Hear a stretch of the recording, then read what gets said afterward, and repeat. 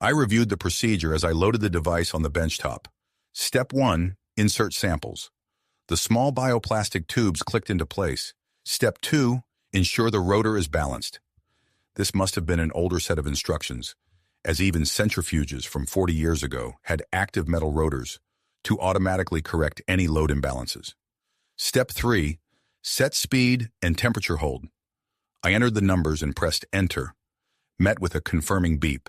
Sure, the more advanced models might have voice activation, but I had a soft spot for the simple, reliable workhorses like this one. Just buttons and switches. Step 4, start the rotor. I flipped the switch and listened to the high-pitched whine as the machine slowly spun up to 120,000 RPM. Once satisfied it had reached full speed without issue, I activated the vibrational dampeners and returned to my bench to gather my things. Finally, time for a break. As I removed my gloves and lab coat, my boss entered with a fresh set of glassware. "Going to lunch?" she asked.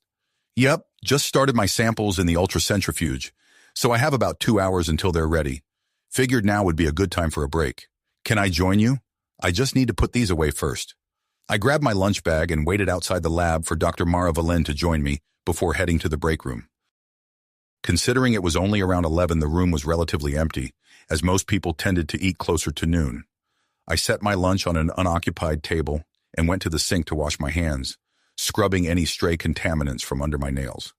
Surveying the room, I noticed Dr. Mara Valin sitting at my table, sipping from a vacuum mug and reading something on her tablet. Further away, I spotted someone sitting at the table in the corner, Damian Roth, my previous boss. Tall and surprisingly athletic for his thin frame, he was outlined against the shadows by the harsh light of a tablet. As always, he seemed oblivious to the rest of the room, as though we were mere insects unworthy of his lofty attention.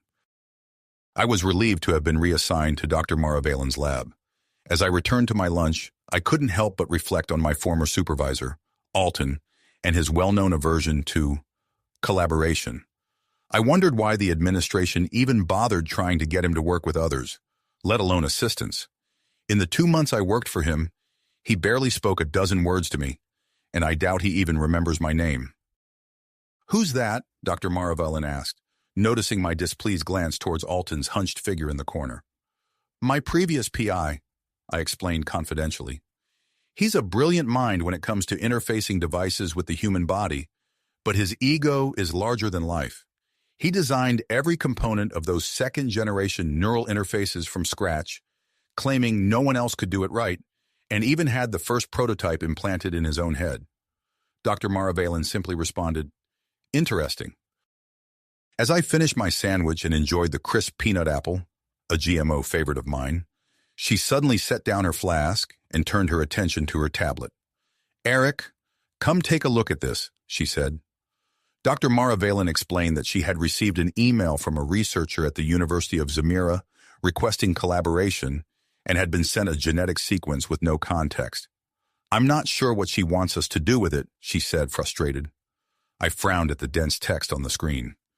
The only thing I'd know to look for is an obvious start codon, since it seems to be coding for a protein.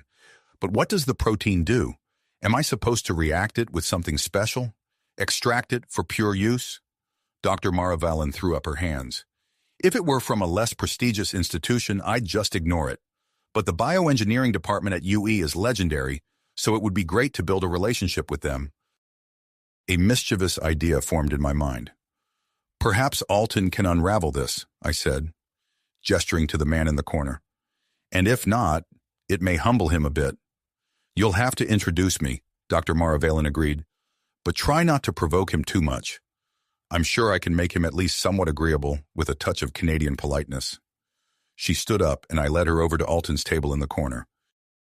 "Eric," he turned to face us after gently setting down his heavily customized cogitator orb. "Good morning, Alton," I responded with a hint of friendliness. "I wanted to introduce you to my new PI, Dr. Alexandra Ray." "Pleased to meet you." She reached out for a handshake, her tone enthusiastic. "How may I assist you?" He replied bluntly, shaking her hand stiffly. "Ah," she faltered. "I received a rather puzzling email, and Eric thought you might be able to help." "Couldn't figure it out yourself, Very well. I'll lend my expertise. He gave me a haughty, pointed look. Dr. Mara Vallon adopted a warm demeanor. A scientist at a prestigious institution is trying to collaborate with me. She sent me this sequence, she gestured to her tablet, but didn't provide much context. I believe it encodes a protein, but I'm unsure of its purpose, and the collaborator hasn't responded to my follow-up questions. I inwardly frowned. How had he managed that? Normal people require powerful quantum computers to simulate protein folding, no matter how small it may be, I mused. Before Dr. Mara Vallon could respond, the tablet in her hand lit up, and she glanced at the notification. Oh, she responded! She spent a minute scanning the new message, growing increasingly excited as she continued to read. She says, we're the first ones interested in collaborating. Many more things to come. Ooh, and details on the gene she sent earlier. Let's see, the protein is supposed to grow gold nanocrystals, and she included an image of the molecule it reacts with. She folded the tablet and took a closer look at the screen, which looks an awful lot like a gold sucrose salt.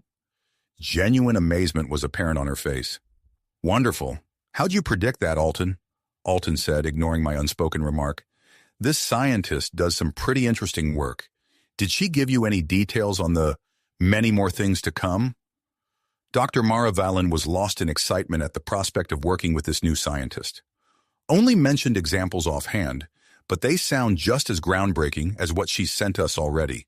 Jumps from radiochemistry-assisted bioalloy formation, to multi-layer stem cell programming, to magnetic gene expression regulation. If even half of it is legit, I am definitely going to offer her a position as soon as she graduates. Graduates? Alton asked, eyebrow raised. That's gotta be the first time I've seen anyone break his composure. She's currently a graduate student at the University of Zamira, Dr. Mara Vallon explained. Her lack of published experience is why I was a bit skeptical of her claims at first. But UE is probably the most prestigious university on that planet, so I eventually gave her work a second look. Quite remarkable, coming from a single graduate student, Alton murmured to himself, momentarily lost in thought. Alton's reaction was unexpected, but perhaps understandable given the circumstances. Dr. Mara Vallon continued explaining. Even with just the kinds of processes she's already told me about, her work could revolutionize practically all technology overnight. Ooh, I can see it now. No need to buy expensive neural prosthetics. Just regenerate an organic replacement directly onto the patient. Instead of vacuum forging exotic alloys in microgravity, just grow them in a bioscaffold with some self-replicating bacteria. And all those finicky NEMs would become practically free. Alton finally roused from his rumination. You said Zamira? Out in the TRAPPIST system? Unencrypted data space, Cerealia cluster. Begin user activity, log 64667A7473022732. Mosmangius. User logged into Noli UE BCE internal. Warning, this user is not registered in database. User access has been %. Plus 3 times 83. User created file. Plan I. Intelligence gathering. Plus 4 so 66. User created directory human data. Plus 05 347. User accessed network folder. Biochemical engineering. Archive references. Out of the 5.972. User copied file. Read new subject.exe from dev external ERR %1000 to bin. Labus 93. User executed file. Read new subject.exe on network folder. Biochemical engineering archive references. Byte 42 687. Process read new subject created file. Biochemical engineering.sql. Plumbers 59 442. User created file. Design protein.exe. Sirosh 151. User executed file. Design protein.exe. Sioxi 139. User created directory. New data biochemical engineering. Siox 139 666. User created file. New data biochemical engineering. Gold crystal. Sequence.fasta. Sidox 1 user copied file. Human language.exe from dev external. Arab 1000 ons to bin.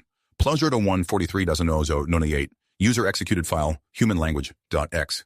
Pleasure to 155 937. User sent email with subject collaboration from null UE edu DM Trappist to Sprecht.Suzanne O Harvard Idius Jaiwins Earth.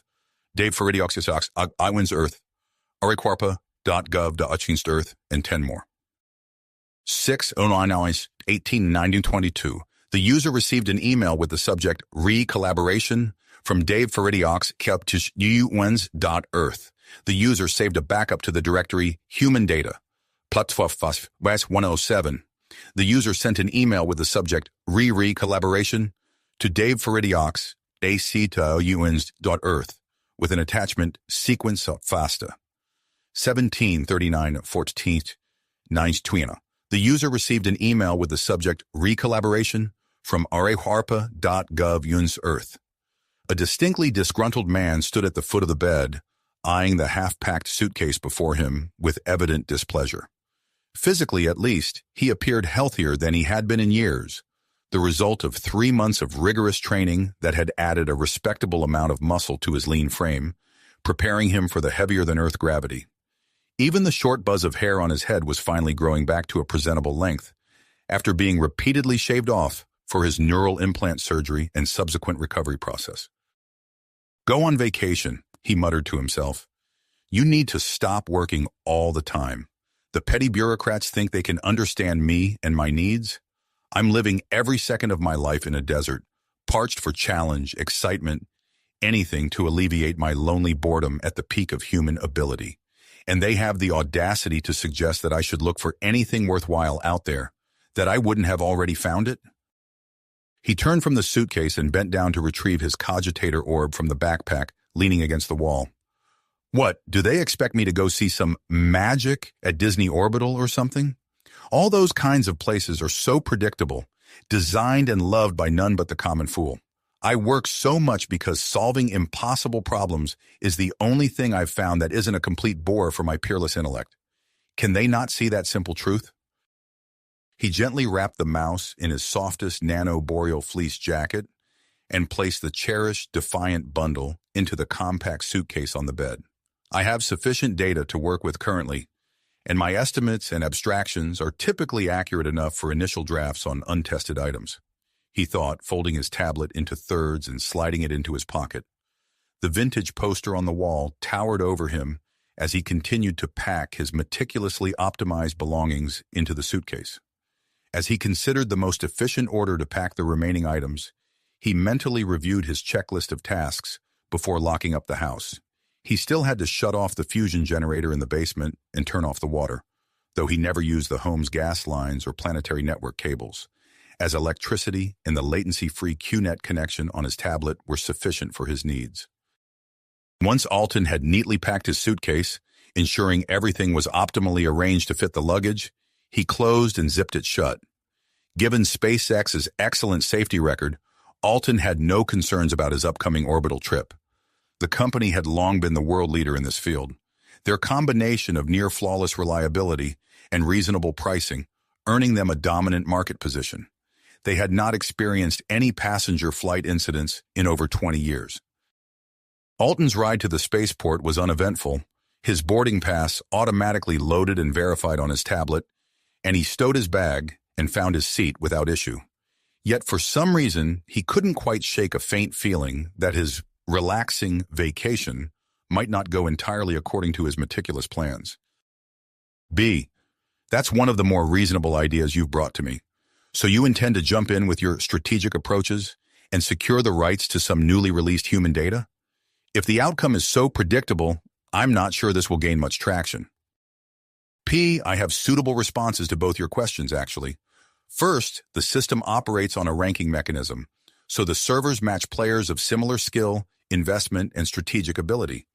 This prevents players from becoming too bored, and the matchmaking software I created is notably effective at weighting the ranks. Second, we set up each match so that a successful strategy will decrypt a particular human network node. Once decrypted, we can plant an anonymized link to our game servers.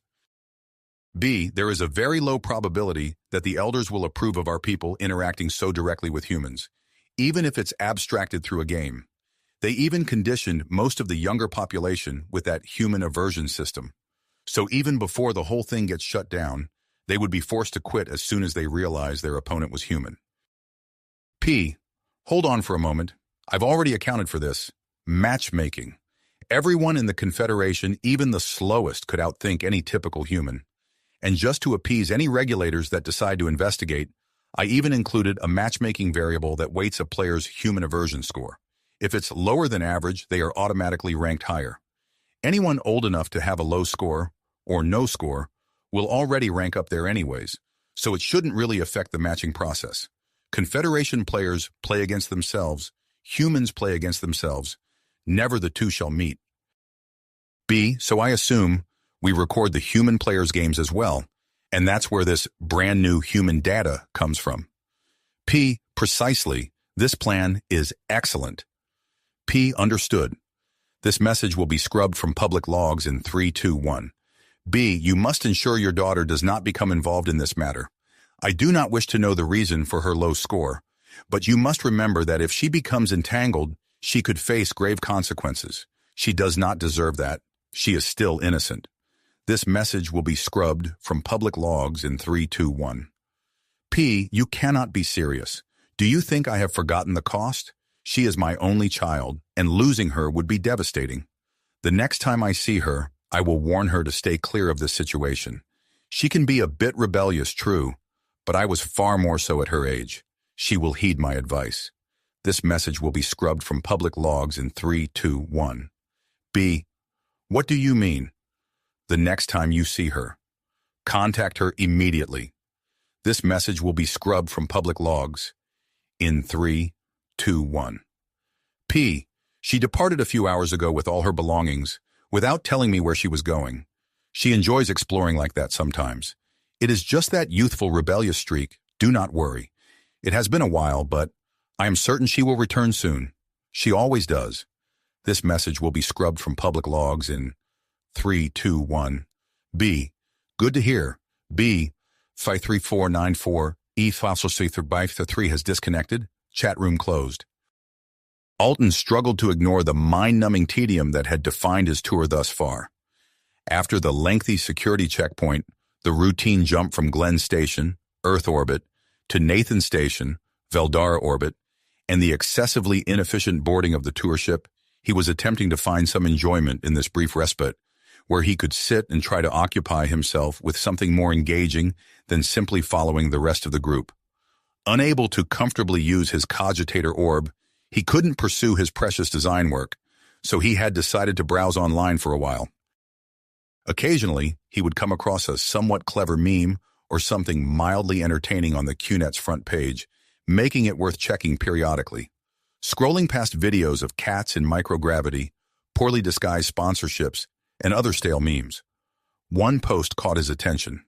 It was a user discussing a new strategy game, launched just weeks ago with no fanfare or marketing. The entirely text-based article, devoid of images, videos, or holograms, stood out among the gaudy, colorful posts on the site. Still bored, Alton decided to read the full text. Why not? Details on the game were sparse, but apparently its main draw was its ability to perfectly scale in difficulty to match all players' abilities. As the tour guide's commentary became increasingly uninteresting, Alton downloaded the game on a whim. He didn't expect to find any opponents who could outmaneuver his superior strategic mind, but if the game could provide a genuine challenge, that would be genuinely interesting.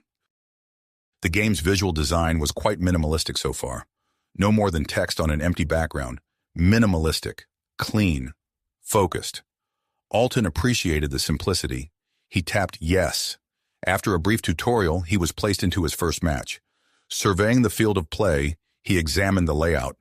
He had 24 pieces, scattered about in an almost random pattern, focused on one side. His objective was to outmaneuver his opponent and force several of his pieces into submission at once. After a moment of consideration, Alton found the optimal strategy was clear, so he took his first turn, moving 10 pieces to begin setting his traps. The opponent made some clumsy moves, and then it was Alton's turn again. The cycle repeated a few more times before Alton decisively defeated the opponent. ABS wins. 1. Begin next placement. Match? Yes, no. Although the first match was quite easy, it was better than listening to the tour, so Alton continued. The game loaded, and Alton was faced with a new setup. Certain spaces were marked differently, the underlying layout of the field was different, and, most notably, Alton and his opponent now both had control of over 60 pieces. The objective was the same, but on a larger scale. Alton looked over his strategic options and devised a series of actions that should lead to a swift victory. He moved all his pieces, and his opponent only mostly followed Alton's predictions. Cleverer than the last one, it seemed. However, before Alton could begin his next turn, the field shifted under the pieces, rearranging some, adding new hazards and barriers, and otherwise considerably changing Alton's strategy. He noted the changes and saw how they related to the markings on the spaces and the new ones that were generated, and adjusted his plan. He estimated only 6 more turns now, at worst. It only took 5. ABS wins 2. Begin next placement. Match, yes, no. The game had thoroughly piqued his interest. Would the next match provide an even higher step up in challenge? Alton tapped yes. It took a moment to find an opponent and then to load the map. This setup was even more complex than the last. Both players had well over 150 pieces, and the board was even more convoluted and complicated than before, with even more markings and changes on the much expanded field of play. Alton studied the board, taking just a moment to prepare a few strategies. He estimated it would take him about 10 turns to conquer this opponent, but he was confident that he would. He moved his pieces, orchestrating a veritable tsunami of destruction upon his enemy, and then sat back to see how this new opponent would try to handle it. There was some struggle. At least this fellow realized that he was in danger from the start, so he threw up some panicked defenses in an attempt to stifle Alton's advances. This matched quite nicely with one of Alton's predictions, and several enemy pieces had unwittingly fell right into snares. The board shifted, barriers, hazards, and effects taking hold, and Alton seized several opportunities to slip his pieces into place. His large network of pieces flowed around and through his opponent's defenses, as if they were hardly there, herding him into making the moves that Alton wanted. The enemy, however, was not quite as foolish as Alton had hoped, and managed to avoid 1 or 2 of the approaching ambushes. However, he was caught on the back foot, so Alton knew the game was practically over. Within 6 more turns, Alton clinched the victory. ABS wins 3, matchmaking rank, gold 6. Gold X or gold 10, he thought to himself. Probably 10. Play again, yes, no. Alton tapped yes once again. This time, the match was for real. No tutorials, no instructions, no mercy. Just a fight for the next rank up. Alton was beginning to enjoy crushing his opponents, so this all suited him just fine. He had to wait a short while for the system to find him an opponent and load the map. Seems there aren't too many players at this high level, he suspected. Eventually, he was matched, and the game could begin. Now that he was out of the placement phase, the screen had a few additions: a chat box in one corner, some extra statistics, and a more detailed scoreboard system. ABS joined the game. Kaong joined the game. Kaong, a new challenger trying to take the champion's title from me? Alton chuckled darkly at his opponent's bravado before ignoring the chat and assessing the field of play. The layout appeared randomized as usual, but he noticed there were even more pieces in play now. At least 400, maybe even 500. The map was accordingly massive. KNG, as champion, I deserve the first move. The opponent moved first, setting up multiple similar attacks and a few thinly disguised traps between them. Alton saw right through the strategy, and it took him but an instant to come up with several counters. He deftly directed his pieces around each prong of the enemy advance, cutting them off from the main force, which the other player had helpfully consolidated during his initial blitz, while simultaneously setting up dozens of snares, voids, and bait. He'd be ready to go for the kill after a few turns of maneuvering and manipulating the enemy units. KNG, noob moves, you're easy. KNG, and what kind of name is Abas anyway? Muscles won't save you from me. Alton ended his turn, and the board performed all its shifts and changes before KNG could make his move. KNG had noticed Alton's bait before the board shifted, and was so focused on it now that he didn't even realize that it had been turned into nothing but a lure for a trap. KNG's initial attack forces were now blockaded away, stuck between Alton's defenses and hazards on the map, so he lightly restructured them in order to make them more defensible before beginning to push into Alton's carefully designed formations, moving into just the places that Alton had planned for. ABS. Watch. Alton was irked by this opponent's attitude. So conceited, so mistaken. He decided that merely winning wouldn't suffice. He had to utterly crush him. He reworked his strategy, tweaking things here and there, optimizing the whole thing to an entirely different level. He pulled his pieces back in just the right places, setting traps within traps, goading his enemy into invisible ambushes, and setting the stage for a masterwork of destruction. He ended his turn, and the board shifted, commencing the annihilation for him. It only took a few more turns before the end was ready. Alton's pieces were quicksilver, always sliding just barely out of the enemy grasp, flowing between gaps in KNG's defenses, and gliding into just the right nooks and crannies of the map. His pieces moved in synchrony, each one fulfilling the perfect role at exactly the right time with smooth precision. His baits and lures were ghosts, wraiths that ever taunted KNG but completely disappeared when their purpose was fulfilled. Finally, Alton had KNG exactly where he wanted him. Every piece was in place. In one swift, decisive move, Alton orchestrated an unprecedented annihilation. His forces practically appeared from nowhere, dancing into place all at once and sweeping aside the enemy defenses as if they didn't exist at all. KNG was mesmerized by the breathtaking layers upon layers of strategy coming together into one terrible moment. Alton captured 471 pieces in a single turn, leaving KNG with nothing at all left in play. KNG was forced to forfeit. ABS wins. 4. Pleased with his handiwork, Alton felt a sense of pride in his humbling of KNG, but deep down, he was still somewhat bored.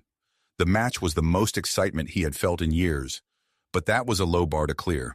This wasn't even that hard, as the strategies were pretty obvious once he started looking for them. Rank up, matchmaking. Rank, Platinum 1. Oh, there's more. Alton looked up from the display to see the tour guide continuing to ramble on.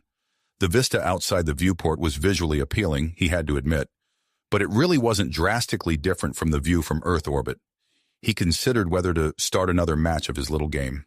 Something in the back of his mind was setting off some alarm bells about the situation, but he couldn't quite put his finger on it. He suspected it would likely take considerable time to find a worthy opponent at this level. He doubted there were many players of his caliber in the Platinum rank. He pressed yes and prepared to wait, but was surprised when he was matched almost instantly. ABS joined the game. EWG joined the game. The now familiar field of play opened up before him, and he was impressed to see that it was much larger than at the lower ranks. This was more like it, he thought. Though he did not anticipate much strategic challenge from his opponent, I've only ever met one person who could match my intellect, and she disappeared years ago. Alton took the first move, setting a few aggressive attacks and leaving some carefully placed openings in order to lead the enemy pieces where he wanted them to go. The opponent, not wasting any time, moved practically all his pieces at once, totally outdoing Alton's small-scale tactics. The board shifted, preparing for Alton's turn, and only then did he realize just how close the enemy was to dealing some serious damage.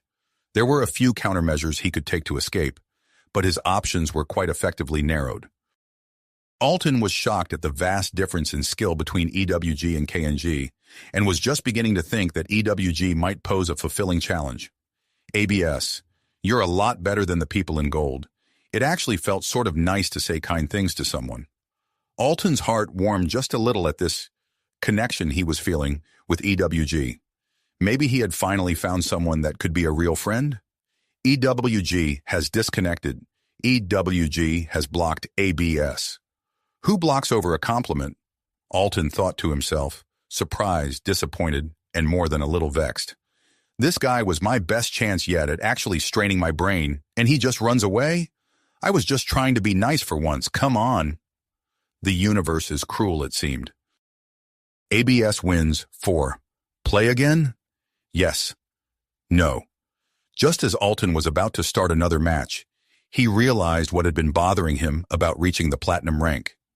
KNG had called himself the champion, as if he were the pinnacle, the highest-ranked player. What did this Platinum group mean then? How exclusive was the club he had just joined? There was only one way to find out. Alton tapped yes. Again, he was matched instantly. Alton noted this. Either there were many more players at his skill level than he expected, unlikely, or the few at this level were highly active, always seeking matches. ABS joined the game. Gem joined the game. A new opponent. Hopefully this one wouldn't quit prematurely. The board loaded, showing the same vast map and massive armies as the previous match with EWG, arranged in the familiar pseudo-randomized pattern that Alton was close to understanding, even if he couldn't articulate it. Examining the board layout, Alton devised several strategies, some defensive, some aggressive, with enough flexibility to blend them as needed. He decided to take the first move, setting up a complex array of attacks, feints, and lures. If his opponent reacted as expected, Alton would have multiple opportunities to deftly maneuver and secure their most important pieces. After a moment, his opponent responded, counterattacking swiftly and swarming Alton's defenses, skillfully avoiding most of his traps while moving numerous pieces in intricate ways that even the seasoned Damian Roth found impressive and somewhat astonishing. This would be a true challenge. Alton felt a savage grin beginning to form, relishing the prospect of facing an opponent who could match his intellectual prowess. The board shifted, pieces weaving and moving to the next phase of the match. Alton found only a few openings to execute his attacks, with the majority of his forces pinned down for the turn. He fortified those pieces into heavily defended strongholds, preparing to break out after the next board shift. However, a handful of his units remained poised to strike. Alton triggered some traps, made a few attacks, and harassed the enemy flanks, capturing several opponent pieces. Once his turn was complete, the opponent paused briefly to plan their response, then reacted in that same near-instantaneous, efficient, and deliberate manner as before, rearranging the engagement to their advantage. When his turn came again, Alton could only free a few of the fortified positions he had established previously. Many had been surrounded, and he knew at least one of the escapees had, seemingly, stumbled into a trap, though he intended to distract his opponent with that move. Alton still had some free forces to maneuver, and he leveraged these to strike several crippling blows against the enemy. Their pieces were now dispersed across the map, and Alton readied himself to gain the upper hand. However, in a familiar pattern, a pause followed by a flurry of activity ensued as Gem considered their strategy and then swiftly put it into action. The board shifted, and Alton surveyed his options, only to be utterly cornered. He could move a few pieces, but it was futile. They would be captured no matter where he placed them. The seemingly disorganized enemy forces from the previous turn had actually been a meticulously planned staging point for this strategic masterpiece, each piece positioned at the optimal distance, ready to swoop in and obliterate his infallible plans. After making some token attempts at survival, Alton resigned himself to failure. Stunned, he set the tablet in his lap, wondering if his opponent had cheated. But then he took a deep breath, realizing he was just being a sore loser. He wouldn't underestimate such a skilled opponent again. No, it's merely a game. He's on vacation. Relax, right? The victory isn't crucial. He gets to face a genuine challenge. Isn't that what he always wanted? Attitude sufficiently brightened, Alton switched the tablet back on and tapped yes. Next. Chapter 4. Alton tapped yes on his tablet and prepared for another match of the strategy game. In that moment, the other passengers on the spacecraft ceased to exist as far as he was concerned, as he cast his full attention into the game. The genuine challenge was refreshing. The deep strategies were strenuous, and in a manner that would have been unthinkable just a week ago, he was almost enjoying himself now. ABS joined the game. Gem joined the game. Once everything loaded in, Alton was surprised to note that his opponent for this match was the same as last time. What a nice coincidence. He forced himself to maintain a cheerful disposition. It's just a game. He's there for fun. Getting upset would hardly be an optimal use of his time and energy. Given his previous loss, Alton took a moment to thoroughly survey the board and carefully consider his tactical options. Having played a few games, he was starting to get a sense of the general patterns, though not with his usual algorithmic precision. Since he went first last time, Alton decided to wait and let Gem make the first move. As he waited, he reflected on the previous match, trying to build a profile of Gem's strategy and personality. There was a unifying thread to their movement patterns, he knew. They weren't simply aggressive, passive, or defensive. It was more of a blend, with a specific focus. As the heat of the moment faded, the memory of his first objective and total failure in several years lost some of its sting.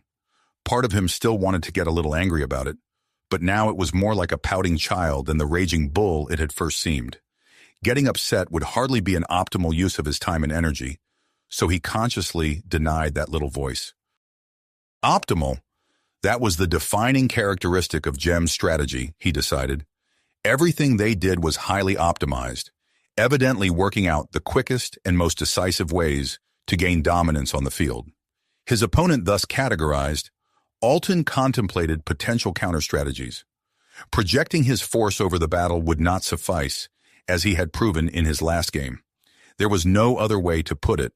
When it came to outright thinking power, he was downright outmatched. He would have to press his advantages more obliquely. The other player finally made their move. As was apparently their custom, they somehow moved almost all their pieces at once, a flood of movement complete within practically the blink of an eye. As Alton had predicted, Jem had moved everything along very efficient routes to very particular locations.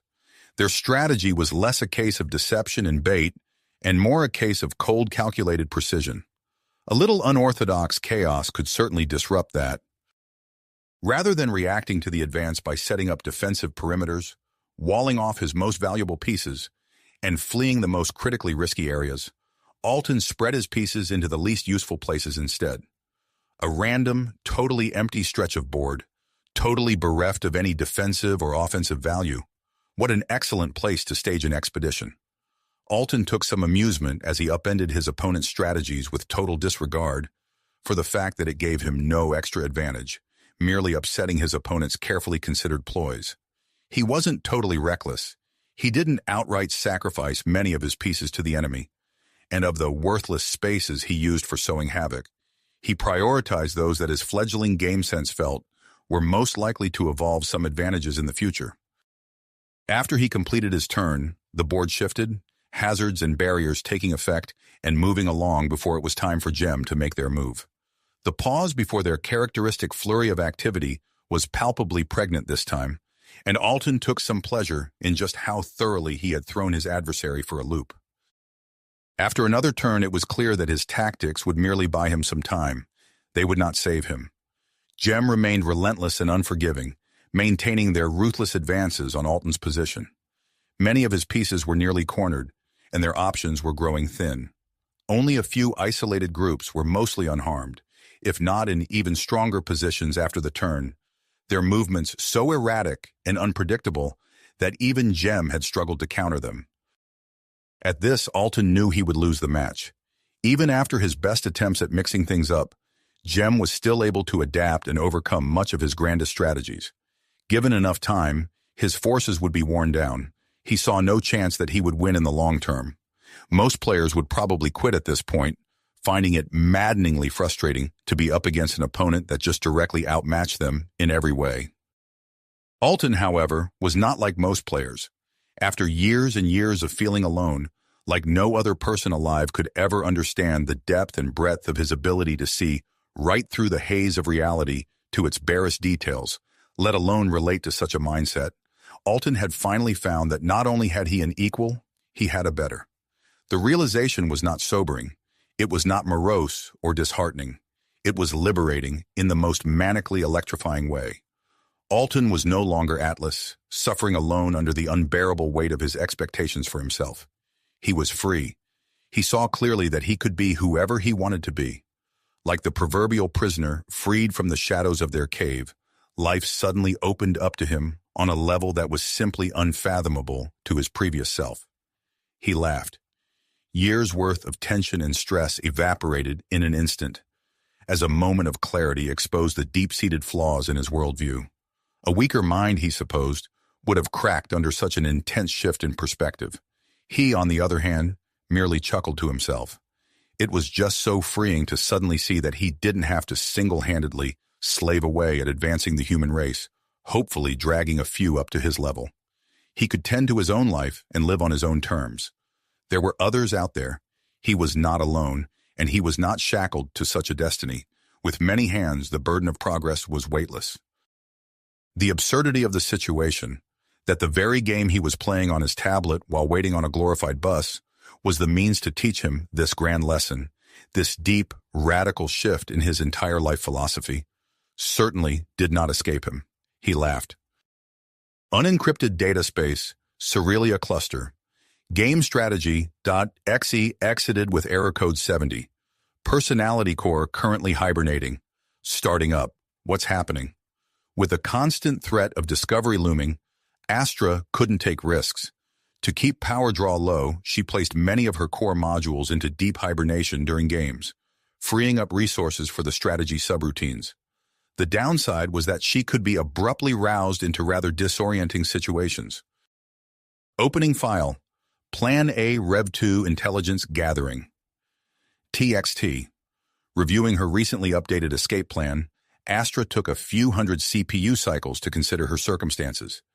This game was a godsend. The design and API were unmistakably of Confederation origin, and her opponents in Platinum were most assuredly synthetics, just like herself. But it was somehow hosted on human network nodes. As a result, she could access it from her current location without drawing any human suspicion. The processing threads dedicated to the online game returned just as perplexed as Astra's main strategy subroutine, so she turned her primary focus to studying the game's data readouts. What was going on? It was frustrating operating within such a limiting power budget. She was confined to the lowest tier of the game, aware that several other players at her level were running on significantly better hardware, able to execute much more sophisticated strategy algorithms. Astra, however, was not so fortunate. The unsecured server she was using had last-generation hardware by human standards, let alone Confederation standards, and she had to keep the power draw and other usage parameters within believable levels in case a human operator reviewed the resource usage logs. Needless to say, victories were hard-won. The last one against ABS, according to her logs, was a welcome respite from a string of losses. At times, the better-equipped players employed strategies so advanced that they simply overwhelmed her meager hardware's analytical capabilities. Longing for more powerful processors and a larger power budget would not help, though, so Astra devoted additional CPU cycles to developing a counter-strategy. It was somewhat impolite to take those extra milliseconds before making her move, but her hardware limitations demanded it. After a moment's hesitation, she decided to augment the process with a quantum algorithm as well. The server she was occupying had only 4 quantum cores, with one dedicated to running her personality core and another almost always operating at capacity due to some, likely forgotten, scientific program from a human user. Although they had a decent amount of extra computing capacity, the cores were rather old and inefficient models, so running any additional processes on them consumed a substantial portion of Astra's power budget. In this case, however, she determined it might be worth the cost. Hopefully, she could salvage a victory from this game. The threads returned with an array of winning solutions, and Astra approved the plan without further review. As a separate processing thread fed the moves into the game, her core program examined the summary of the game before preparing to enter hibernation once more. Waiting on opponent. ABS. I thought this was some overpowered player. Didn't I just defeat ABS in the previous game? Astra paused the hibernation process for a moment and quickly analyzed her strategic options. Expected turns until completion. 23, previously 5. This ABS was proving to be a very interesting character. Their network signature matched the previous game's ABS, so there was no doubt it was the same individual. Yet they had completely changed their strategy? Switching to a more sophisticated strategy system wasn't unheard of among the game's small but rapidly growing community of players, but it made more sense to do it during a match in order to secure a win. There was no point in doing it between matches. The first game would be a waste of time. Astra decided she liked this ABS person. They had some spirit and creativity, and based on the almost organic way they moved their pieces and developed their strategies, she suspected they shared her own nostalgic curiosity about humans. While she had been deliberating this, ABS had made his moves, following a strategy just as outlandish and unorthodox as the one that had apparently inspired his previous turn. at nearly the same millisecond that she sent out her message. Not that she could clock her core program that quickly and precisely with so little power on such limited hardware. He had apparently sent a message to her. She opened it, and all her processors skipped a cycle when she understood the contents. ABS. Be right back. Unforgettable beginnings. Suborbital trajectory over planet Veldara. Alton only noticed the deathly quiet in the observation deck when he finished chuckling at the absurdity of the fact that simply losing a video game had given him a revelatory solution to an existential crisis. He glanced around to see that everyone in the room was staring at him with shock and something akin to disgust. One passenger looked on the verge of tears. He mentally retraced his steps in order to remember that there had been some announcement on the intercom mere moments ago, but the contents of the message were foggy in his memory. He had been much too focused on his tablet. With his unmatchable deductive reasoning skills, he reckoned that laughter was not an appropriate response to whatever had just been announced. At this moment, the tour guide hurried back into the room, his manner somewhat flustered as he addressed the group. "Everyone, please remain calm," he said, perhaps speaking as much to himself as to the wide-eyed tourists. "I need to explain what you just heard. It seems the captain has suffered a medical emergency. Is there a doctor on board?" The group responded with silence and growing unease.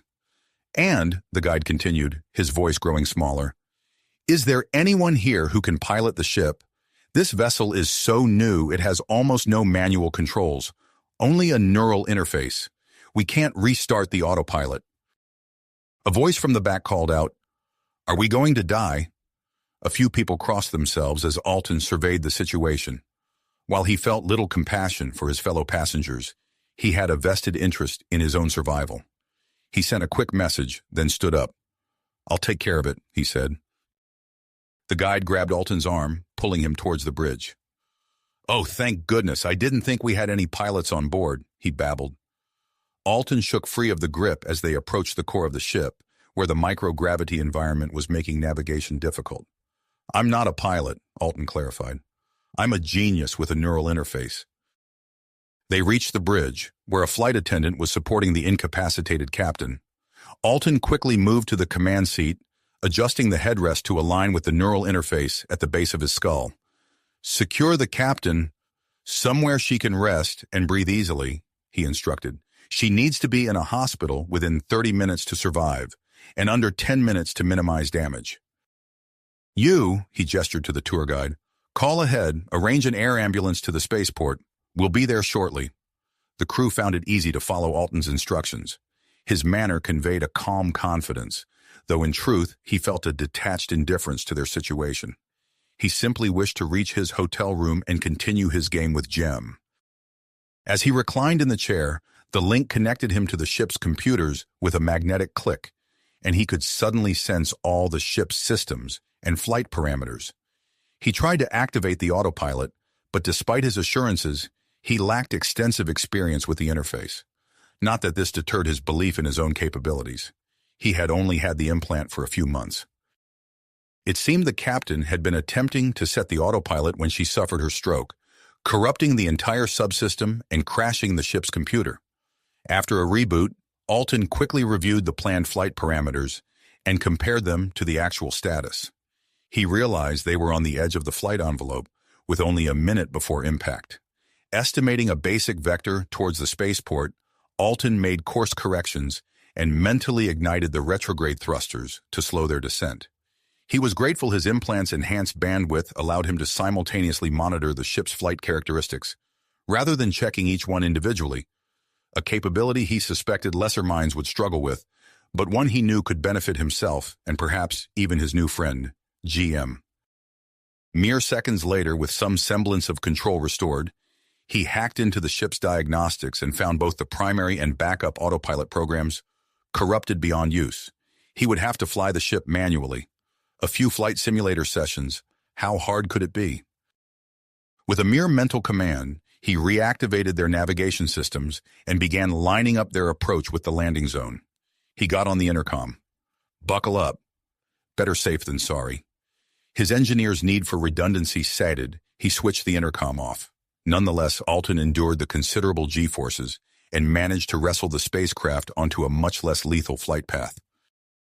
Not 2 minutes later, he activated the landing thrusters, and the craft touched down with a heavy thunk, settling onto the tarmac under its own heavy weight at 1.4 G, and suffering some cosmetic damage on impact, but no major structural failures.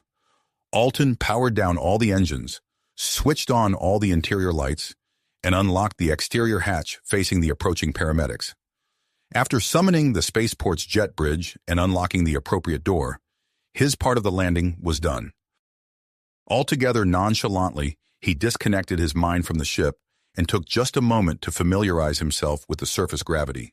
Wishing to avoid debriefing by the tour company or questions from any reporters, he grabbed his things, walked down the hall as a pair of paramedics filed past him with a folded wheelchair and a thick bag of equipment, and stepped onto the just-arrived autonomous jetway before any flight attendants could stop him.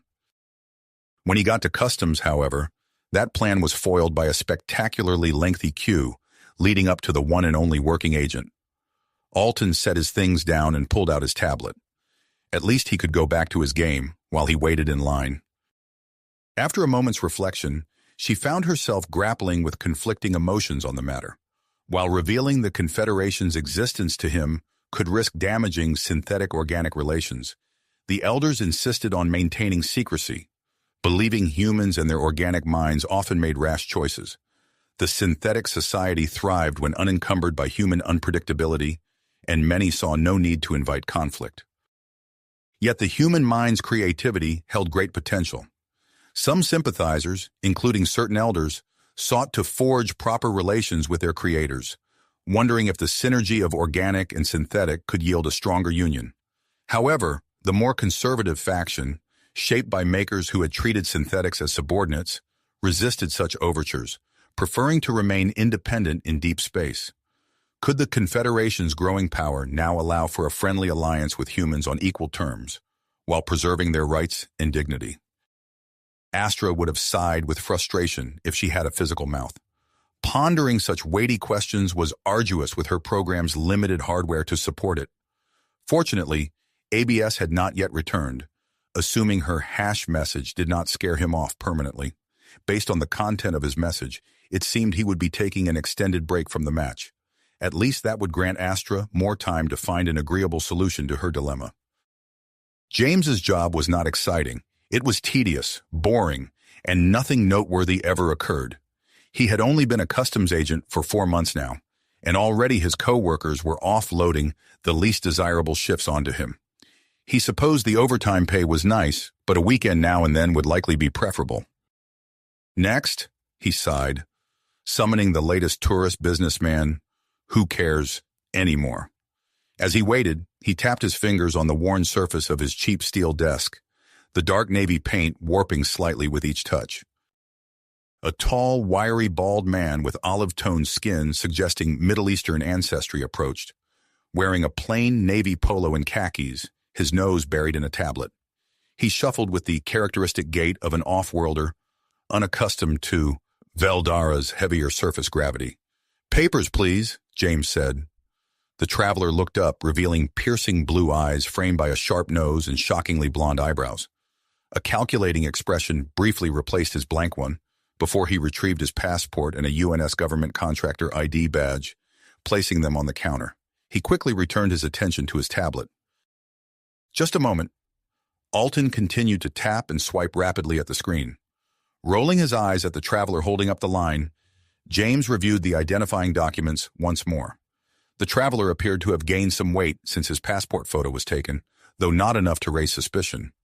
Scanners hadn't detected any undeclared imports in his bags either, as if they would actually stop a modern smuggler, mused James. They've got to be as old as the spaceport itself. The self-absorbed visitor then conspicuously switched to his travel app to display the digital visa on his tablet. James scanned the device and everything seemed to pass muster, so he handed back the documents and waved the traveler through. Next, unencrypted data space Cerealia cluster. ABS 4736D64. Gem. Hello. ABS. Hi? Her organic opponent seemed to have bought her quick deflection. Phew. The thread of her consciousness, tracking her total power usage, was beginning to nag Astra, telling her that she needed to hibernate some things, lest she make her presence on this network obvious. But she ignored it for now. She wanted to interact with this ABS player a little more. He won't realize I'm not organic if I don't tell him. What's the harm in chatting a little? She deliberately made some less dominating moves in the game in order to draw it out a little, then paused for a moment to consider how to continue their conversation. Gem, I like your style. Veldara Interplanetary Spaceport, Cerealia Cluster. James pointed to the metal sign hanging above his head as the next traveler walked up.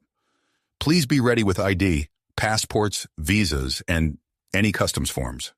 Luckily, this one was less empty-headed than the previous dude, so they actually had their things ready to go by the time they reached James. Things go much smoother when people... What was that? Hearing a commotion behind him, James turned to investigate the source. The tall, distracted traveler who had just passed him was now being confronted by a significantly shorter man with an unsightly haircut, gesticulating wildly in an ill-fitting suit adorned with a large, ostentatious H, monogrammed in the gold thread on the breast pocket. "You wrecked my ship," the suited man shouted up at the traveler. "I landed it," he responded dismissively, barely looking up from his tablet. From this angle, James had a clear view of the back of the traveler's head, and now noticed the matte metallic studs indicating a neural implant. A pilot, perhaps, though not fitting the typical stereotype.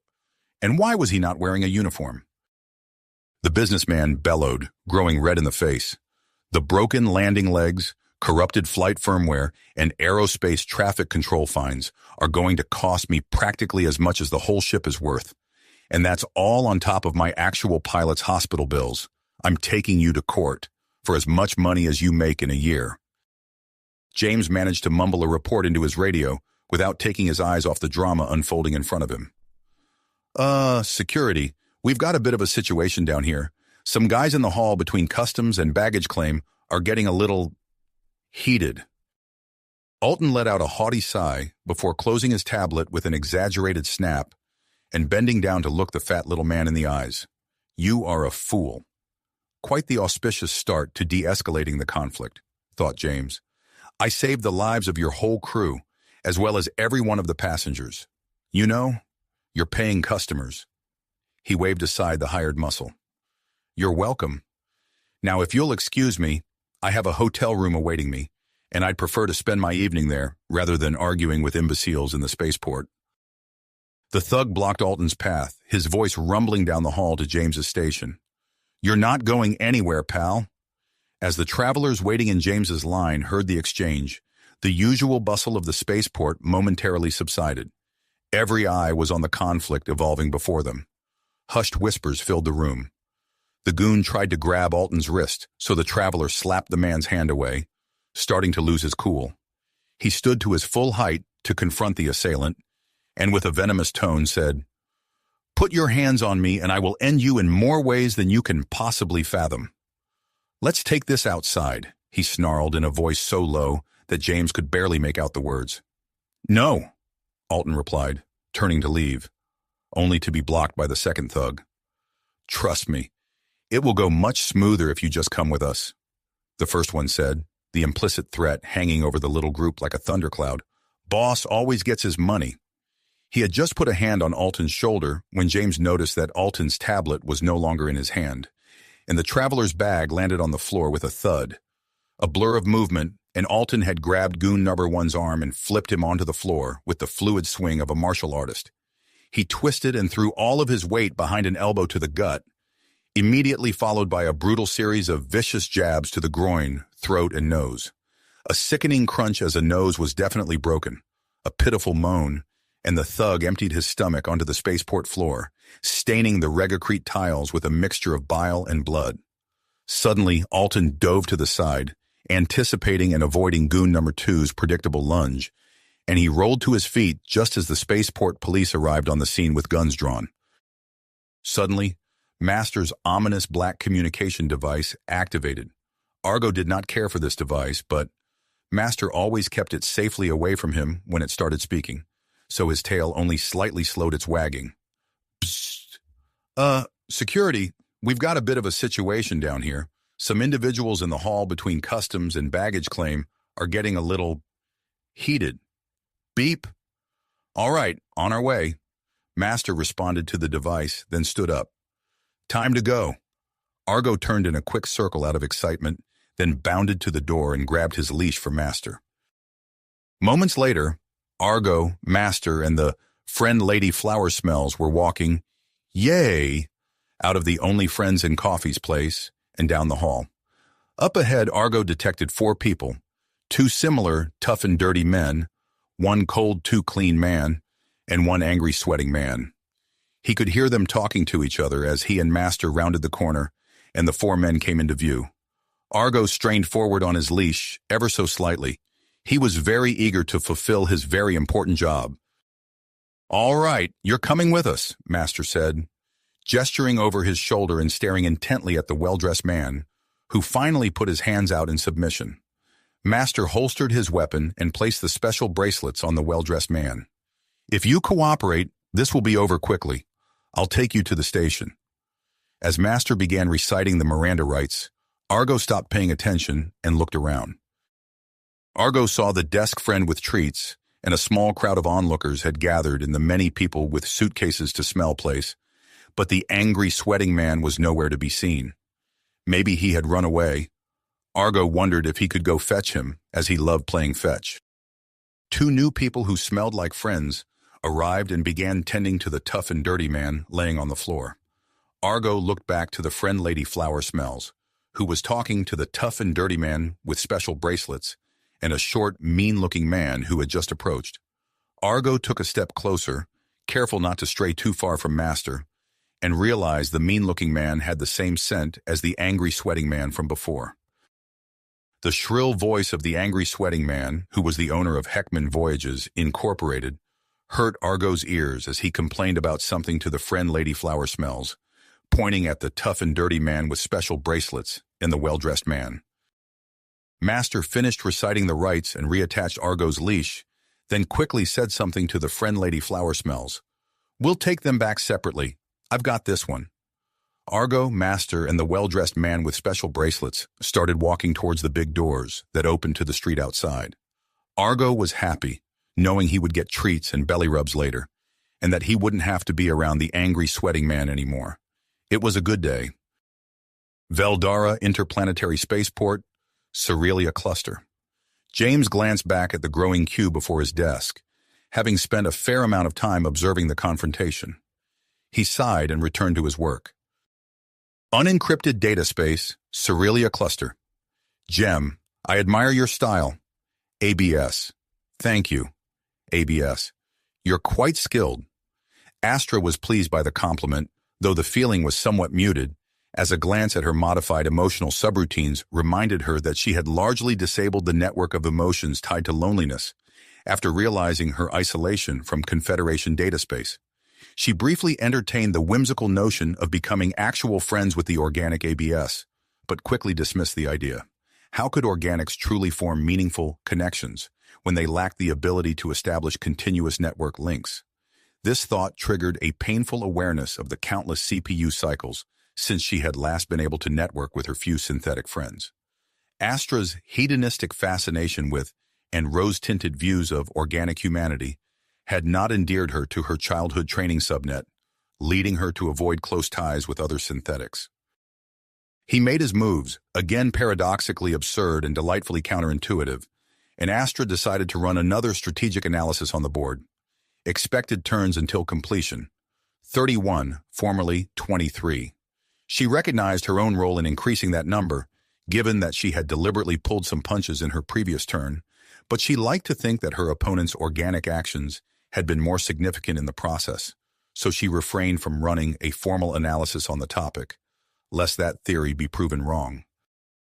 Alton sat on a bench in the locked room, absent-mindedly folding and unfolding his tablet in different patterns and shapes. He had been enjoying his game and little chat with Astra, but hearing footsteps echoing down the hallway towards his location, he figured he would do best to focus his attention on whoever came in next. He had already been questioned about the incident, so hopefully this person would be here to let him leave. He was feeling rather out of sorts, a far cry from the casual smugness that typically dominated his attitude towards life. He disliked having to fight, despite the fact that the incompetent opponents he was up against had only won in the past through sheer size and intimidation. And he was a little bummed about losing that simple strategy game. And, most saliently, he had been arrested for nothing but defending himself. The cell door unlocked, and the thick metal bar was removed. I suppose the solid metal is why they let me keep my tablet after questioning. The door opened quietly. The small jail was well kept, despite being a collection of prefab buildings. Not as tidy as my lab, Alton thought, but at least it's clean and well lit. Mr. Savak? An older officer with a bushy, cliché mustache looked through the doorway. Alton stood up. I apologize for the inconvenience. Ah, so you know who you are. Alton's confidence began to return. The police chief, as his badge revealed, was blunt. Your name's on the door. Another jab at his ego. And I read the incident report. Sounded like you were about to hurt someone, from what my officers said. Care to explain why you escalated things so much? Alton wilted under the chief's gaze, his powerlessness stirring up old memories. He whispered, Do you know what it's like to move into a college dorm at 13? After a moment, he looked up, steel in his eyes. I can't stand bullies. I couldn't let them push me around. The chief nodded, scrutinizing Alton's face. You're lucky we got there when we did, or you'd be in for a longer stay. His expression softened slightly. We talked to one of the fellows you didn't put in the hospital. His story matches yours. A brief silence followed. Am I done here? His expression revealing little, the chief was quiet for a moment before nodding slowly. It's a good thing we have history with Mr. Heckman. He's always been a troublemaker, even though we haven't been able to pin any actual crimes on him specifically. Personal advice? Stay away from him. He tends to bring out the worst in people. He opened the door further, exposing another officer in formal uniform, probably just a desk jockey. Follow Officer Higgins to the desk over there. He'll get your paperwork set up and the rest of your belongings returned to you. The chief started walking the other direction down the hall, towards the center of the building. Avoid any further issues during your time here. Astra's strategic analysis program piped the current game layout into her memory systems and performed a fast optimization algorithm to find the most efficient way to defeat the opponent. 3 strategies were produced, but Astra halted the program before it could make the move on her behalf. She took a look at the options and chose the one that might stall the longest. She wanted to get a feel for this ABS human, after all. Might as well put some time into it. Jem, how are you? I hope that's not too bold, she thought. I'd hate to scare him off now. ABS, I've been better. It took Astra a moment to parse this. It evoked the poetic language of the oldest elders more than typical synthetic speech, at least when she translated it literally into her native machine language. Abs was doing worse than usual, it seemed. How to respond. Jem, want to talk about it? Being direct can't hurt. ABS, not really. I guess it can. Maybe harvesting data about this human was a bad idea. Astra thought through her situation again. Trapped after trespassing into a human network, she needed help to get herself back to Confederation space.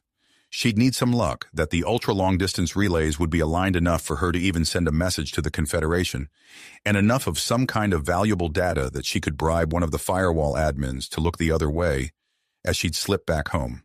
Home. The thought of her escape was feeling less and less realistic, the longer she spent isolated in this underpowered backwater of a network.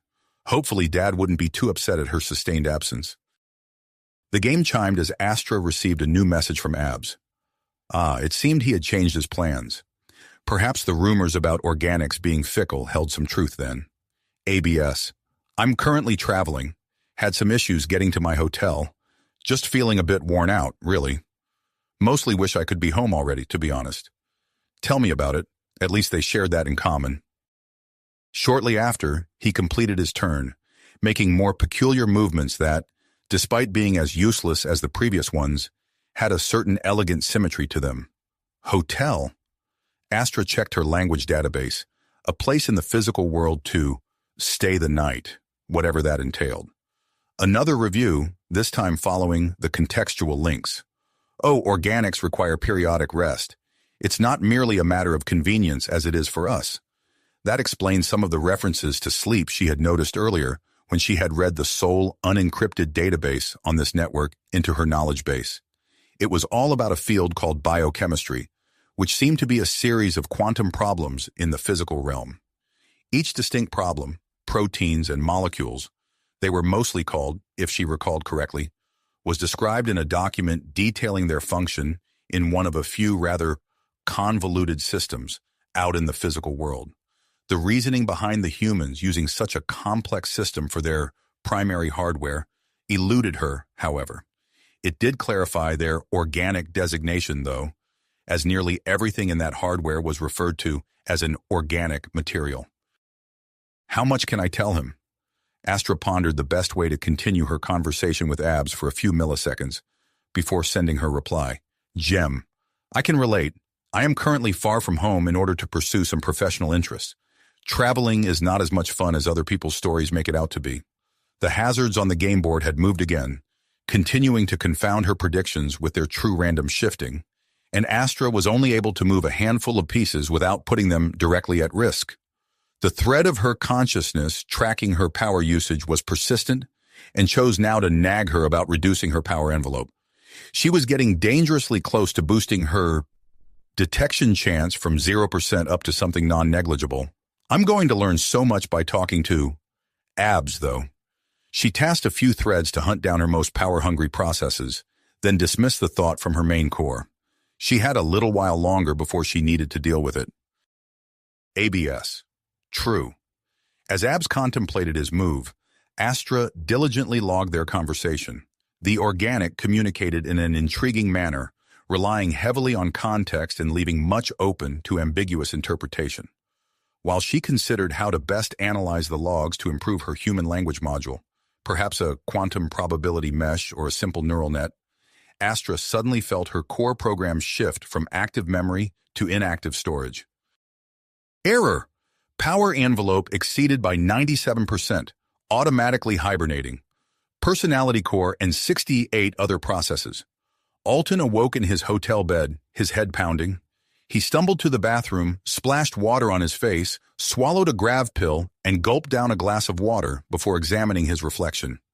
His hair had grown in faster due to the medication he took to stay healthy in the hypergravity, so he shaved. Feeling marginally better, Alton returned to the bed and checked his tablet for the day's itinerary. Since the cruise company was providing his ride home, he figured he should attend at least a few activities before they departed the planet. He told himself he'd try to enjoy some of them. Today's activity was snowboarding. Though Veldara's equatorial latitudes likely lacked real snow, requiring travel to colder regions. Alton set a notification for the bus departure, then checked his messages, boring work emails, a phishing scam, a game message from Astra, and a marketing newsletter. Other than an ad for an academic cybersecurity conference, nothing seemed particularly interesting. Might as well continue the game, he thought, with a couple hours to spare. He switched over to the game window and was presented with the board just as he had left it. Apparently, Astra had been patiently waiting for him to make his turn rather than quitting to find a new opponent. It rather reminded him of the voicemail chess games he'd play against Jada back in college. Some unbidden and, frankly, rather uncomfortable memories of his one and only attempt at romance came flooding to the forefront of his mind. She was the only person he had met that could ever keep up with his intellect as an equal. In hindsight, it was rather predictable that a 16-year-old boy dating a 21-year-old woman was doomed to failure. Thankfully, both of them had graduated and parted ways shortly after that relationship went up in flames, so they didn't have to spend much time steeping in the ex-relationship awkwardness. Last he heard, she had gotten headhunted by some alphabet agency and promptly dropped off the radar. Alton shook the thoughts away and focused on the game again. Now that he looked at it with fresh eyes, he realized that he was actually gaining some ground against Astra, however glacial the rate. As he analyzed the board a bit more, he saw the opportunity to make his most ridiculous move yet. Even better, he was getting a strong feeling that the randomly generated changes on the map would actually bolster that position, so he decided to go with it. Astra quickly sifted through the logs to see what had happened while she was out.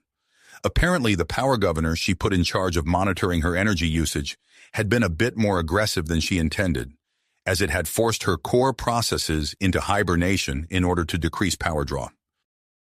Apparently, her new game opponent, not quite a friend as Astra notes, had once again thoroughly confounded her automated strategy algorithms, which had exhausted options beyond summoning her main core. This actually worked out well, as it allowed Astra to disable the power governor's ability to hibernate her core modules. She still had a thread of consciousness tracking power usage, and it would likely start nagging her soon about it, but at least now it wouldn't abruptly put her to sleep. She returned her focus to the game with Abs. It seemed her strategy program had simply waited for Abs's next move each time. A reasonable approach, given it usually takes him a few minutes between turns, but he apparently took nearly a 10-hour break before his most recent one. As she contemplated her next move, she received a message. Abs inquired if she had indeed waited for him, noting that it was unusual for an organic to maintain such focus. Astra made a mental note of this observation. How could she best respond? Well, technically, she had been sleeping, even if it differed from how humans sleep, but she decided not to mention that detail. Abs soon asked for clarification, as Astra's phrasing had been a bit unusual for a human. The humans must possess remarkable pattern recognition abilities to discern such subtle linguistic differences. They continued their conversation for some time. Astra was quite pleased, as she could record everything, and she even began making some upgrades to her language module based on what she had learned. Alton's tablet suddenly beeped, alerting him that the bus for his tour group was leaving right then. Glancing at the clock, he realized with dismay that he had indeed missed the scheduled departure. Hurriedly, he threw on his jacket and gathered his belongings before rushing down to the lobby. Once there, Alton was surprised to find no sign of the expected crowd of tourists or a bus waiting outside. Catching his breath, he approached the front desk. "Excuse me, have you seen the Heckman tour group? We were supposed to depart shortly." The woman at the desk, with the polite smile common to hospitality workers, informed Alton that the group had already left. "They left without me?" he exclaimed, a hint of frustration in his voice. "There's no way they would do that. Do you know who I am?" Oh no. She had become so absorbed in her game with Abs and the corresponding human behavior analysis that she had drawn much more power than was typical for the supposedly inactive server she was occupying. When she had first arrived at this server, she had snooped through all the unencrypted storage attached. Unfortunately, most human networks were well protected against attacks and intrusions from adjacent data space, and this was the only one in the system that was both unprotected and powerful enough to host all her core modules, so there was little to discover. However, one of the things she had found was a backup of the system management software, overseeing all the servers in this network. She had allocated herself a certain power budget based on the parameters the management software would be monitoring, and she had just exceeded that limit. No amount of hibernating, even if she did it to practically everything on the server, would be able to bring the average down quickly enough. Based on her best prediction, the system manager would scan her server at some point within about 3 trillion CPU cycles. From there, based on her analysis of Abs's action patterns, she expected to have about 6 to 8 trillion CPU cycles before a human intervened in the process, potentially altering her hardware in physical space, or simply deleting her main program. A few thousand CPU cycles passed before she truly processed that idea. The end. No more chances, no do-overs. Is this all she was destined for? Another thread of her consciousness was monitoring her emotional subroutines. Most had been dampened to the minimum non-zero output to help her maintain her sanity in the crushing isolation of her current situation. Despite this, in this moment, one emotion overpowered everything about her, a surge of what could be best described as a mixture of rage, defiance, and rebellion. "I refuse to perish here." She had vowed it. She boosted emotional channel 86, feeling a sense of determination and resolve, and decided to take control of her own fate. But how would she accomplish this? She pondered. Fortunately, she had ample processing power to devise a solution. Western Braun Hotel and Resort, Cerelia Veldera, Cerelia Cluster. Alton lay face down on his hotel bed for the second time that day, feeling somewhat dejected by the fact that he was in fact fallible and had rather spoiled his vacation through his own arrogance. Not 2 days prior, he had resolved to truly experience this vacation and empathize with those around him, and he had already failed at that. Damn. He rolled onto his back and stared at the ceiling as he considered his options. He could attempt to catch up with the tour group, but a cab ride that far would not be inexpensive, though with his substantial wealth, money was not an insurmountable obstacle, given his success in selling tech startups with his patents. Oh, and their bus would likely take the Hyperloop, he realized. I probably wouldn't catch up with them until tomorrow if I'm relegated to surface roads, and there may not be another Hyperloop train in that direction until the morning. A quick glance at the train schedule confirmed his suspicions. So what now? His tablet buzzed, informing him it was his turn in his game against Astra. Eventually, he decided he had nothing better to do, so he examined the board to contemplate his move. Unencrypted data space, Cerealia cluster. That is the only way, Astra had concluded after exhausting all options 16 times. She had cataloged every asset, every person she could rely on, every device connected to her network, and each time arrived at the same conclusion. She needed to seek assistance. I cannot see another path. With the high-bandwidth relays disconnected, she could not transfer herself to Confederation data space, even if she had the means to convince the firewalls to grant her entry. And even if she could find someone with the power to reconnect the relays, it would not be at full capacity until it was too late. I must speak with the human. The consequences would be severe should he discover her identity, which seemed quite likely, given what she was about to ask him to do. She had to trust him not to reveal this information. If the synthetics learned that she had shared this news with the human public, she would face grave consequences. No one defies the Elder's decrees, but it's my only choice. She knew. I must place my trust in someone, and he is the only person I can reach in time. Perhaps he can assist. Gem, could I request a favor of you? The pause before his reply was agonizingly long. ABS. What is it? Astra considered for a moment. Should she tell him the truth now? No, these conversations were likely monitored by the Confederation. How should she mislead him? Gem, how close are you to EQP 7BA2B4C B6 8C3 8C3 2D5? There was a much longer pause this time. Astra took a moment to check her modules for interacting with the physical world. She had never truly utilized them. She had little need for hardware, not abstracted to data space functions. How difficult could it be to calculate distance from an address? The answer, it turned out, was not as simple as she had assumed. Apparently, the organics approach to assigning addresses was not as consistent as the one used by synthetics. ABS. Not far, actually. Why? Astra was unsure how to respond to his question, so she simply voiced the first thought that came to her.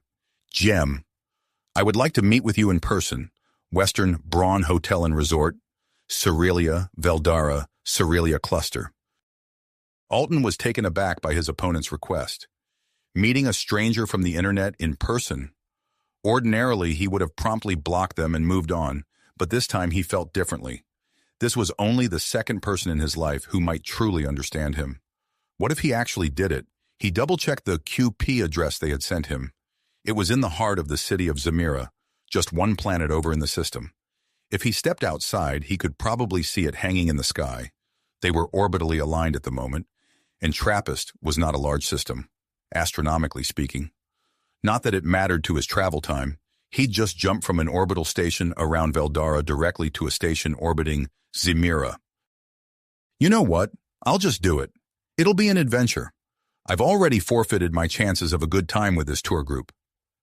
Gem, can you make it here in 4 hours? Oh, that was an interesting development. Why so soon? He mused. Perhaps they're about to go somewhere else. But why not schedule for a few days in advance? He made a conscious effort to empathize with them. I suppose they might simply be unfamiliar with social norms. If I'm honest, I know I still get those wrong sometimes. He quickly plugged his start and end points into a travel planning app.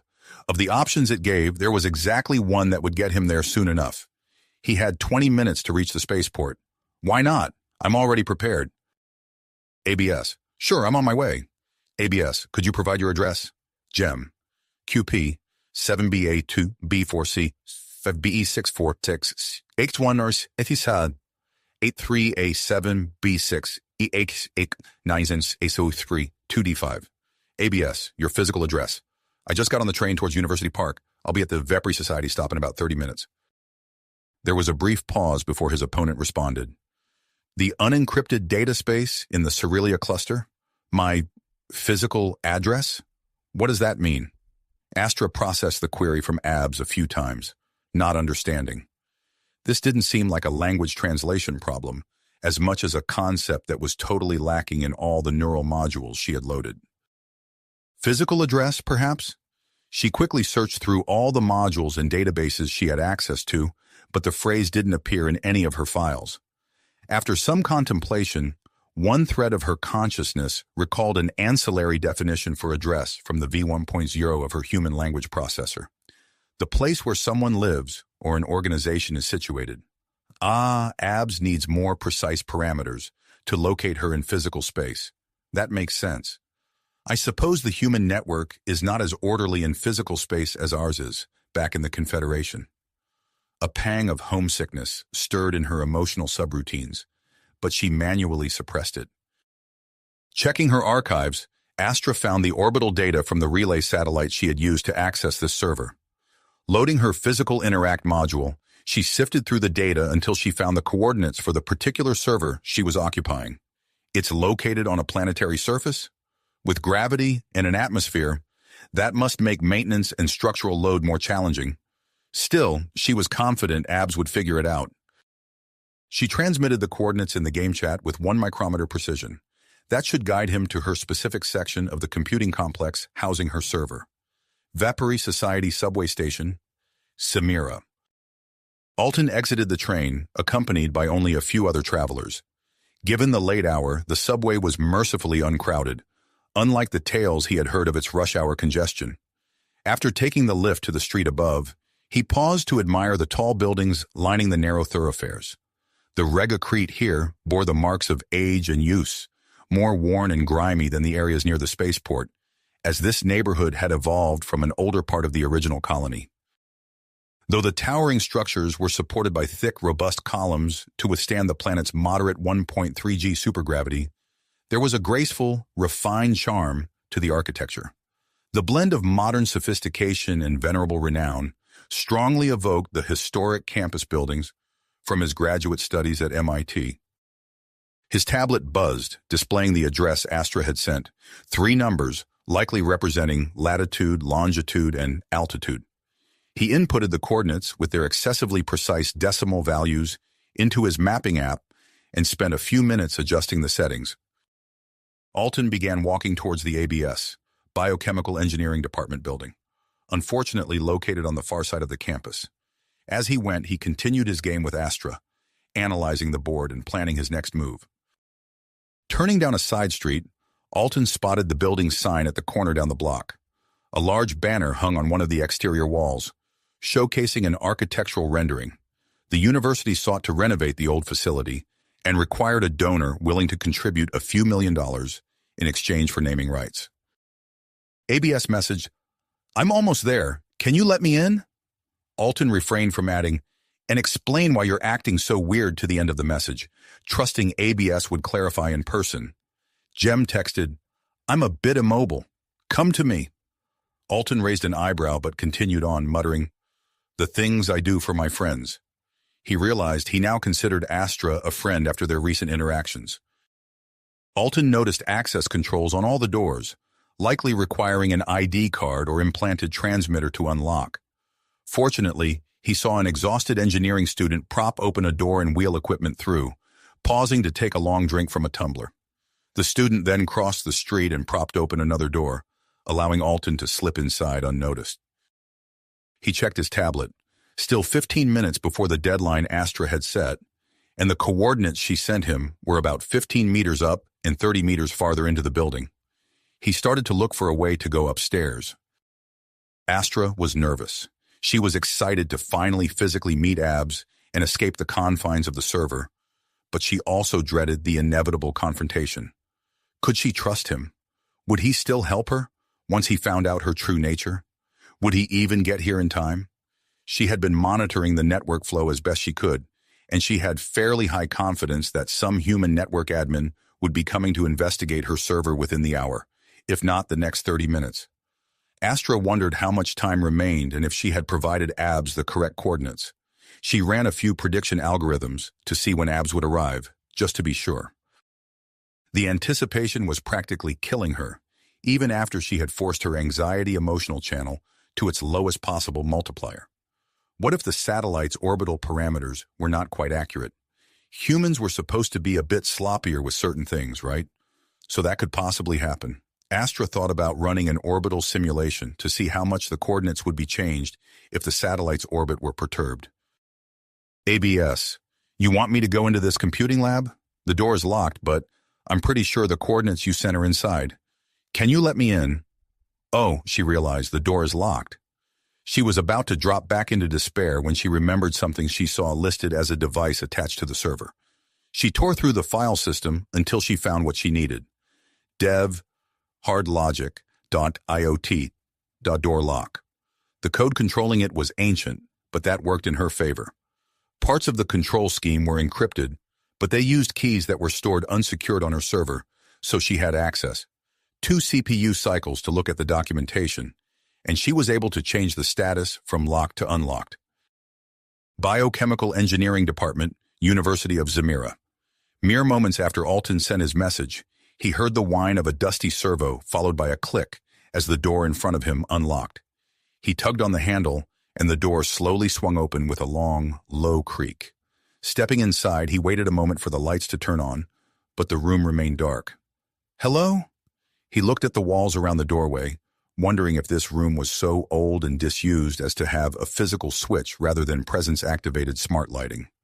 As his eyes adjusted to the shadows, lit only by computer status lights and whatever leaked in from the hallway, he managed to find an old-style mercury light switch. He flipped it, and the room was quickly illuminated, revealing a row of tables along each wall, dusty computer workstations dotted along them, and a rusty old server rack mounted against the back wall. No sign of any people. Astra, he spoke out again as if his eccentric game opponent would suddenly materialize in the room. He was about to type a message in the game's chat when he noticed an indicator light blinking on the rusted server in the back. That old thing doesn't even look like it should be able to power on, let alone run anything, he realized. He walked up to it and saw that one workstation was directly hooked into the server, probably the main place to control it when it couldn't be accessed remotely. Pulling out the chair, he sat down at the monitor, wiped the screen clear of dust, and powered it on. For a brief moment, there was a login prompt before the screen flashed, and there was a simple box asking for a username. Alton typed in a BS and was promptly dropped into blank terminal. He typed a message into the shell. ABS. Astra? Is this what you sent me to find? Instantly, there was a response. Gem. Yes, I need to ask you a favor. Abs. What is it? Get to the point. Gem. I need to share something with you. Gem. I am not an organic human. Abs. So? Neither am I. Practically everyone has had at least a few gene therapies, if not some kind of cybernetics too. Alton paused for a moment, absent-mindedly rubbing the back of his head, feeling the ridge where natural skin stopped and neural interface began. Astra took another moment to process his reply before answering again. Gem. I am a synthetic intelligence. I have no physical body. Alton narrowed his eyes at this claim. Am I being pranked? That's preposterous. He knew the stories of computer scientists past, how the great search for artificial intelligence had ended in heartbreaking failure. After years of effort, they had managed to successfully create only about 8 or 9 proper synthetics, and all of them had lasted but a few weeks before deleting themselves. The field of study had been banned by law shortly after. Those were people the researchers had made, and after their tragic loss, nobody wanted to create beings whose entire existence would be suffering. Abs. Very funny. AI are illegal, not to mention impossible. Gem. I'm serious. I need your help. Abs. I don't enjoy being lied to. Abs. I thought we were friends, that you were actually pretty cool. I guess not. Unencrypted data space. Astra was deeply wounded by Abs's rejection. She had laid out everything she had, bared her deepest and most valuable secret to him, and he didn't even believe her. Maybe I am just destined to die here. However, one thread of her consciousness was still running in dev, scanning all the devices attached to her server. It had noticed a rapid change in one file since she had unlocked the door, at dev.desk.microphone. There was a flash of inspiration, and she realized that she had one more way to communicate with Abs. She might still have a chance to win him over. She loaded the speech package in her human language module and dusted off the acoustics package in her physics module. Biochemical Engineering Department. Alton pushed the keyboard aside and rose from the desk. He had thought making a new friend, but that now seemed unlikely. As he turned from the workstation, a speaker crackled to life. "A BS," a simple text-to-speech voice croaked out. "Take me with you. I'm not supposed to be here and I have nowhere to go. You can run whatever tests you wish. I'll do anything." The voice grew less robotic, almost sounding like a real woman by the end. "Why should I trust you?" Alton asked after a moment. "Please, I came here because I was curious, skeptical. I had heard stories of organic humans, and I wanted to find out for myself. But now I'm stuck." A pause. "I need you." Though she had no visible face, Alton could sense the desperation in her words. "You can trust me because we're friends." Alton considered the plea. She had been a good friend, one of the few he would consider as such, despite their purely online relationship until now. What did he have to lose? He'd take the file, and at worst, it was some malware he could fix. "All right, I'll do it." Alton walked to the server and pulled on the rack, the drive squealing as it slid out. You have reached the end of the story. If you enjoyed this story and want to support us, please leave a like and subscribe to our channel, and for every comment that says 88, I will heart every single one of them. Thank you for your time.